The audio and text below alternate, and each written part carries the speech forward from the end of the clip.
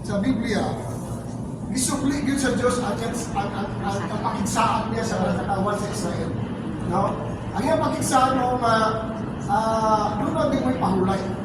Dahil sa ulong sa adlaw sa pagbuhat sa Diyos, sa pag-restore niya, hindi ka sa pagbuhat sa mga kahayan, pagbuhat sa yuta, hangtod sa ikaulong kaadlaw sa pagbuhat niya sa tao, ang katapusang pagbuhat niya, ingon sa maayon tayo, yung pag-budget niya na maayon tayo. That's the 6th day. And in the 6th day, that's the last day of His work. And on the 7th day, He rested. Kung man siyang buhat na nan, pahulay siya sa ikapitong adlaw.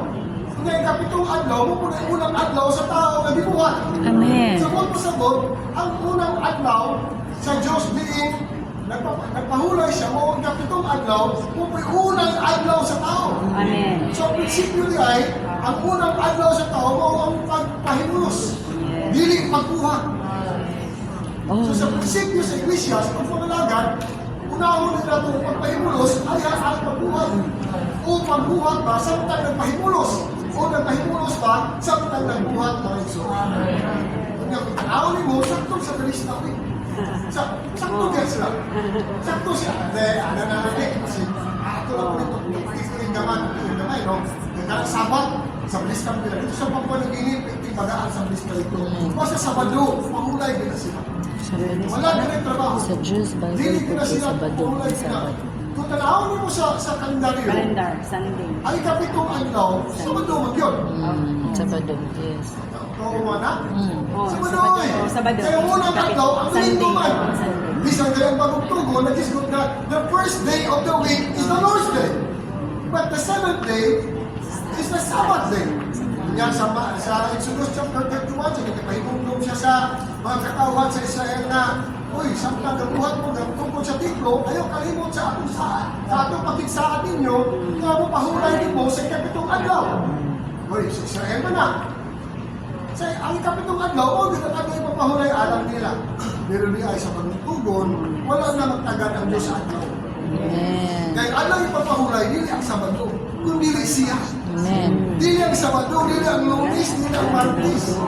Alam sa mga tao siya ang tugon, dili na mga sabalista, tawag ko na sila, sorry ha, hindi mga sabalista din eh. Mga magtotoo, na na-appeal na niya po sa daang tugon. Dami ito. Ang nagtipig na siya. Appeal niya po ng daang tugon. Kaya, hindi tagad niya po ng adlaw. Pero bisa pag Sabado na exo, bisa pag okay, ato na lang dawato na nga, ang adlaw ipapahulay Sabado. Pero kung wala ka kang Kristo, kapahulay ka.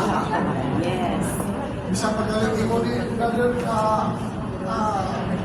nga sa galingkod, nga kapon. Ang pahulay, hindi mo pasabot na undang ka trabaho ka nan.